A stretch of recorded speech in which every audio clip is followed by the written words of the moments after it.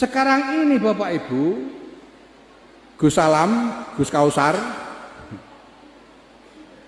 ini lingkungan jamaah dari para kiai ini sudah pudar batas-batasnya. Subkultur itu tidak bisa lagi ditandai karena masyarakat sudah melebur satu sama lain, kumpul satu sama lain. Milenialnya pesantren ini ya sama saja dengan milenialnya orang-orang di luar pesantren, sudah campur semua. Sehingga kiai-kiai hari ini tidak bisa lagi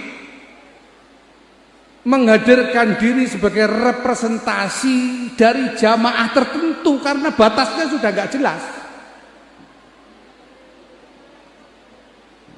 Apakah lalu tidak bisa berpolitik lagi? Bisa, dan memang ya boleh. Bahkan harus tetap berpolitik, tapi harus dengan model peran yang sesuai dengan kenyataan zaman. Berpolitik hari ini tidak bisa hanya tawar-menawar dengan penguasa untuk mendapatkan sumber daya, tetapi harus mampu membawa peran yang lebih kompleks, lebih luas untuk kemaslahatan lingkup masyarakat yang lebih luas juga. Kalau Gus Kausar mainnya masih kepengen kenal dengan pemerintah supaya proposalnya lancar, itu politik pramodern, ndak modern belas. Sekarang ini sudah zaman modern, sudah zaman Eternit.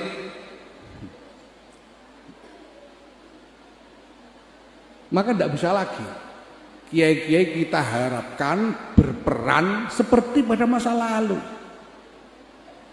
Peran politiknya tetap harus dijalankan, tapi dengan cara yang beda. Jurus pencaknya itu harus lain. Kalau jurus pencaknya masih jurus pencak tahun 90-an, susah. Nah, ini satu hal yang sebetulnya menjadi salah satu keprihatinan saya saat ini, karena saya melihat kesana kemari kader-kader pemimpin politik pesantren ini semakin langka. Mohon maaf. Sudah, saya terang-terangan aja. PKB, terang-terangan aja ya. PKB yang katanya partai politik yang dibuat oleh NU. Coba hitung berapa gus-gus yang aktif sebagai politisi utama di sana. Hitung. Yang ada cuma Gus Ami sama Gus Ahi. Maksudnya Abdul Muhaimin Iskandar dan Abdul Halim Iskandar, itu kan Ami dan Ahi. Yang lain-lain masih diperankan dalam model perang modern. Ini yang harus kita rubah. Itu sebabnya sebetulnya kemarin itu saya pengen ngajak Gus Salam sama Gus Kausar ke Jakarta ini supaya ngerti jalannya Jakarta gitu loh, supaya enggak kesasar-sasar nanti kalau ke sana itu gitu. Pengennya ya, tapi ya enggak diizinkan, ya sudah, enggak apa-apa. Nanti saya cari yang lain. Karena kita tetap butuh kader-kader kepemimpinan dari pesantren. Karena ini soal lagi-lagi soal bagaimana kita berkhidmat untuk menjaga kepentingan-kepentingan agama.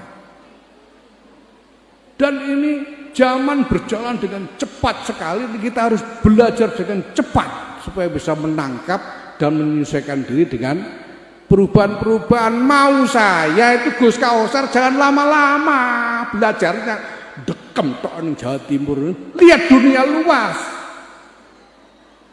Dunia ini bukan cuma sepincuk, ini dunia luas sekali. Dan kita harus berani mengarunginya. Kader-kader pesantren harus berani mengarunginya. Karena kalau tidak, kita akan hanya menjadi korban dari mereka yang sekarang bermain-main di sana. Nah, ini semua harus kita pahami supaya kita ini jelas cara kita memahami masalah dan cara kita membangun strategi untuk memecahkan masalah. Kalau soal hidup enak, hidup kepenak, hidup yang tidak ada kesulitan, gampang sampai itu wiridan itu dilakoni sudah pasti. Sampai itu dapat wiridan Fatihah 100 kali sehari dari Gus Pi, dapat wiridan selawat Jibril, dapat wiridan itu lakukan. Sudah enak, sudah pasti enak hidup ini. Enggak akan ada kesulitan. Apalagi cuma kepengen jadi nyai saja, itu besok pagi juga bisa, itu Pak Amin berani menjamin itu. Kalau mau jadi nyai Rodiyah saja, itu gampang. Tapi menegakkan peran yang bermakna bagi masyarakat, bagi kemanusiaan, ini yang membutuhkan pergulatan yang berat dan tekad yang kuat dari kita semua. Bapak Ibu sekalian yang saya hormati, ini saya sudah sangat hati-hati ini bicara karena saya tahu ini akan di broadcast di YouTube.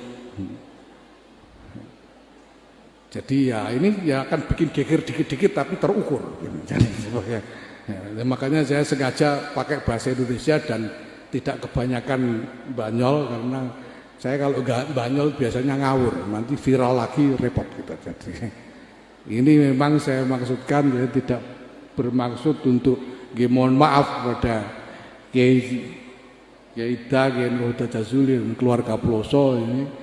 Saya tidak bermaksud menyampaikan mauidhah. Ini adalah briefing Ketua Umum PBNU, kira-kira begitu. Mudah-mudahan ini ada manfaatnya. Pokoknya paham tidak paham nanti diangan-angan sendiri di kamar. Dan mudah-mudahan kita semua apapun juga tidak henti-hentinya mendapatkan guyuran barokah dari guru-guru kita, dari masyayikh kita, dari ilmu-ilmu yang kita warisi dari beliau-beliau semuanya. Terima kasih. Wallahul muwaffiq ila aqwamit thoriq. Wassalamualaikum warahmatullahi wabarakatuh.